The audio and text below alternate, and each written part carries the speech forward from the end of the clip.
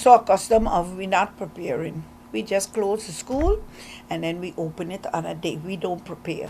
And then to the how you would say annoyment of our teachers, they end up putting some workshops a few days before the school opened, which at this point in time the union has a list of complaints, especially from teachers stating that their summer vacation has been shortened. Even though we spoke to the minister about it, we advised on the vacation schedule. The answer came back, oh, but that was set 2 years ago. If you are sending people on vacation a week later than the end of June, then you should open back up a week later in August. Now, the 12th should have been, in my vocabulary or the vocabulary of the teachers, it should have been the 19th then for them. But to get answers like, yeah, but you got 63 days of a calendar, you got 63 days, where some of them are normal. Christmas, that's a normal holiday. Easter is a normal holiday, etc. You know, I mean to say, it's nothing new.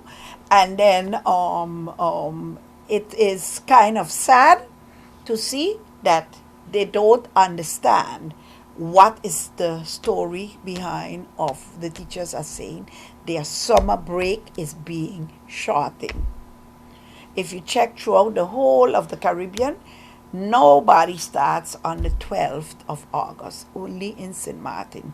Because, again, and it is felt that the teachers have to keep the week from the 5th to the 10th available for workshops. So then, tell me, they left school with a workload and they're starting back with a workload. So how would you be prepared? Most likely when they go to fix their classroom, not even a coat of paint has been rubbed on the walls, have been, to change up and clean up the place. Neither the outside, nothing has been done. So it's like you demoralize and demotivate them from the start. I have run into a number of teachers and they all complain about this starting back on the 12th. The late departure from school has to do with secondary schools having to get exams from Holland. They run to the first week of July.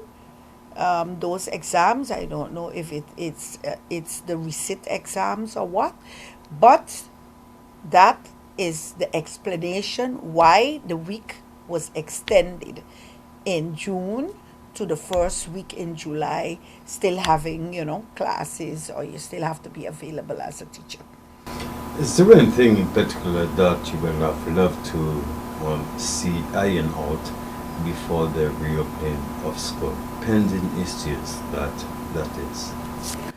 Well, in general, I would say the pending issues that I would like to see iron out is the evaluation of the teaching profession, in the sense that we can eradicate or we can get away from this story that is being given to teachers that they reach their maximum in their scale, in their salary scale, and it is because they have to either, for them, to go to the next scale, they have to either be evaluated or they have to do a new or a different job description. All of that is just an invention from different people's minds and putting different arguments forward. Because when we got those scales, the intention was that teachers can move down. They can move horizontally and vertically.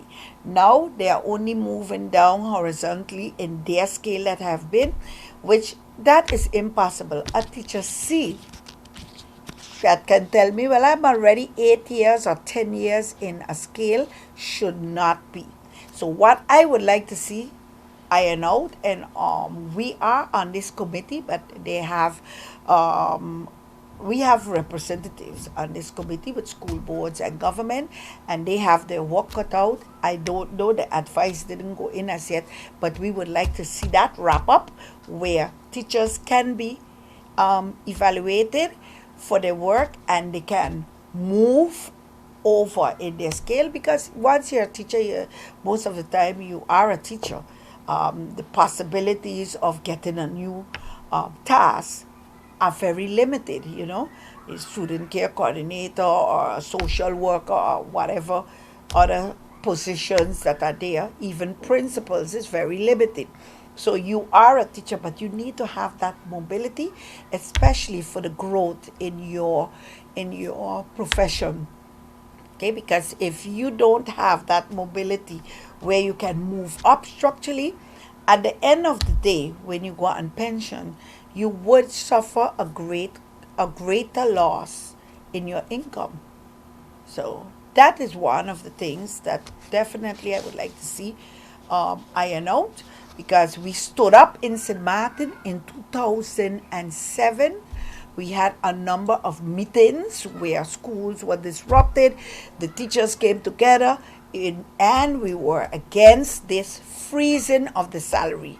Now it's creeping back in under different form. Oh, you reach your maximum, but you're freezing the salaries. No, they should have an increment on it.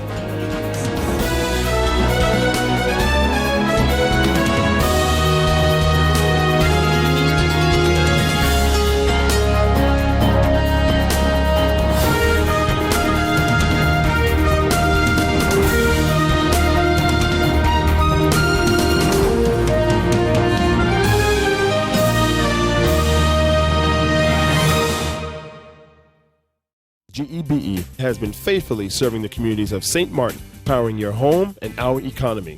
Come rain or shine, our qualified team of professionals are working hard 24 hours a day to provide you and your family with safe, reliable electricity and water. We use the latest technologies and test our products daily to maintain the highest international standards. Our friendly staff is always there to assist you, whether in person, over the phone, or online. We are committed to constantly improving our products and services, making them more efficient, effective, and environmentally friendly to serve you better today and our next generation of clients tomorrow. GEBE, powering a brighter future. Our friend Megawati is here with tips to save you energy. 1. Turn your airco temperature up. 2. Use a ceiling fan instead. 3. Buy energy-saving products. Save some green with NVGEBE. It's been said that behind every door, possibility awaits.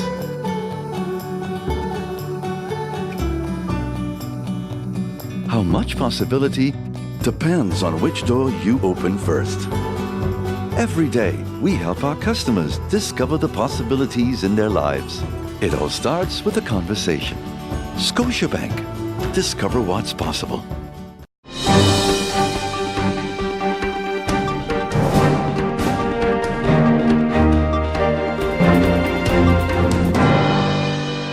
And because of these things are some of the reasons why members of parliament, or even, in my opinion, me personally, have a serious issue with adopting such, because I don't see the benefit in it. For St. Martin, we are already stringent in the manners of which banks are treating St. Martiners, treating individuals in this country. And here comes the Minister of Justice, Madam Chair. Again, it doesn't have my support. It will not get my support. I want to know, Madam Chair, I would like to know from the Honorable Minister exactly what is the consequences of being on a black list, white list, pink list, whichever list.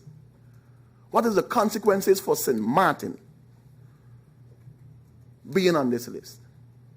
Madam Chair, I receive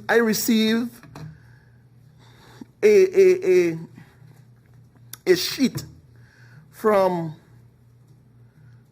Windward Island Bank where it is asking me to bring in information, a source of wealth declaration.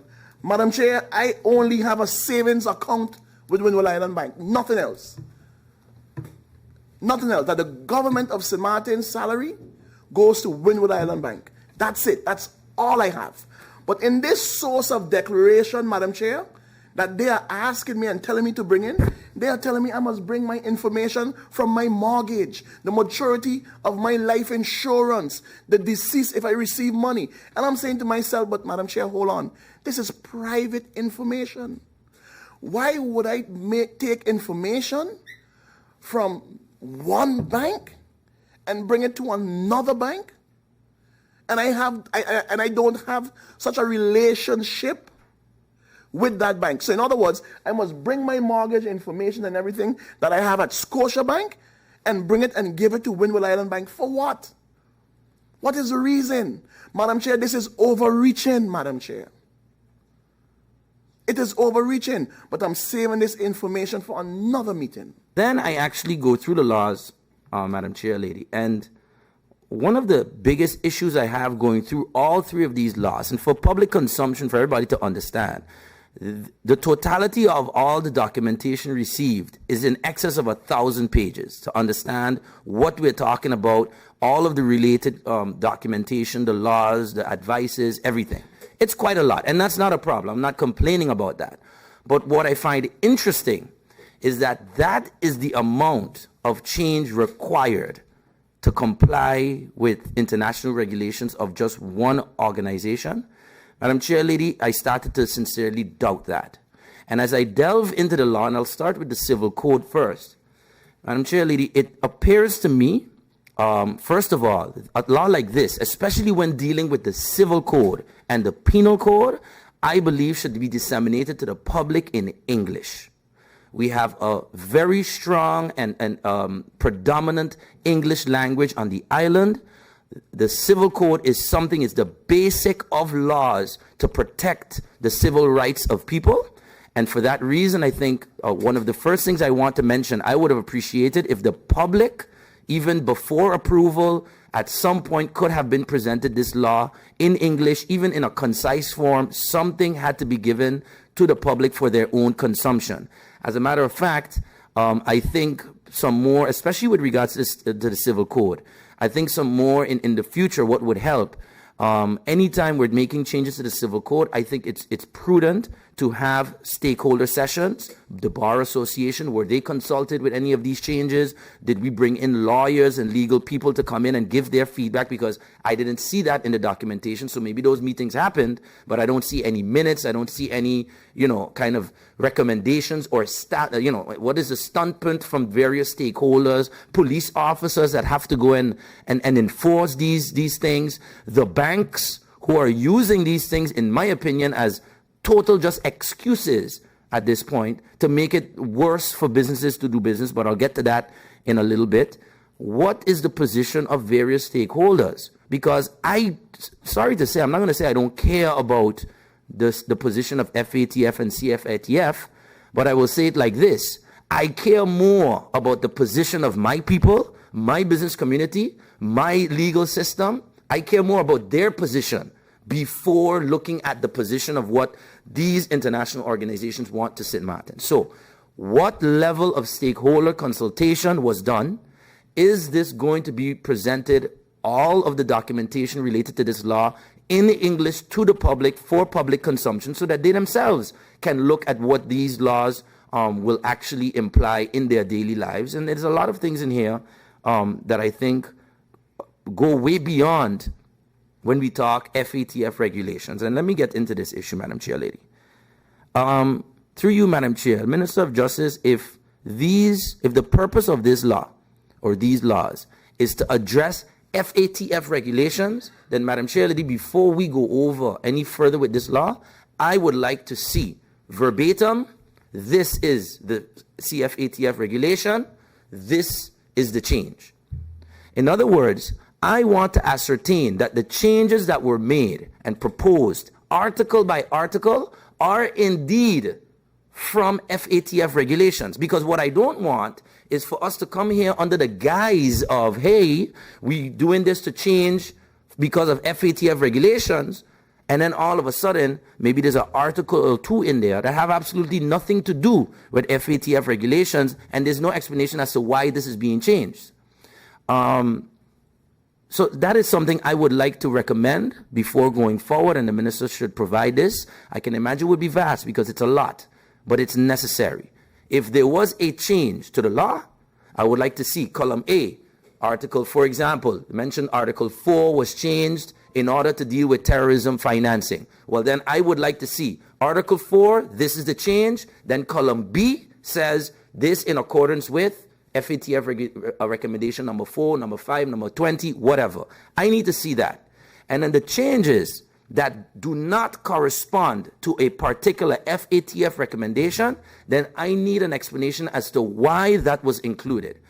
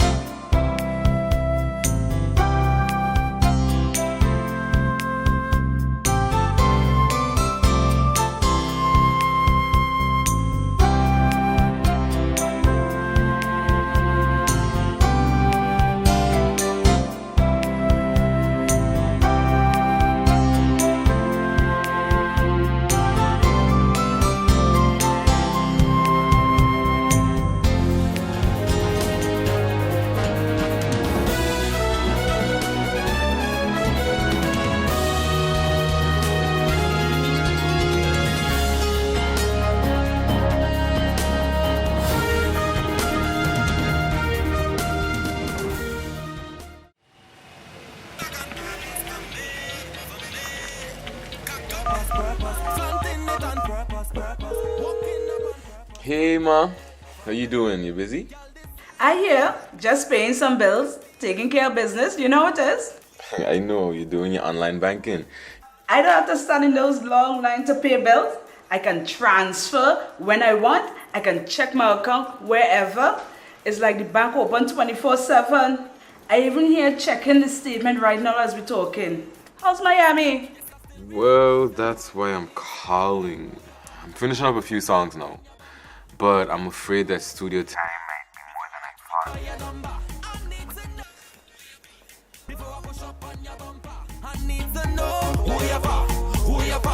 thought. And I was wondering if I could get some help with some funds, and I could pay you back as soon as I get back to St. Martin.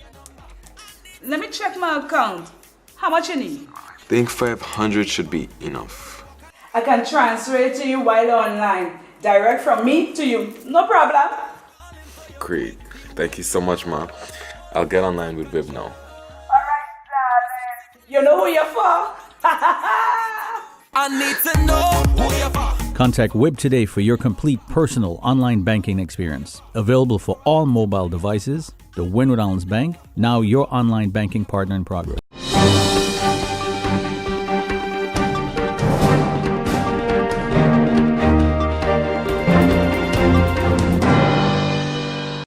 Article 81 of the St. Martin Constitution is very clear about the legal stipulations which are valid in St. Martin.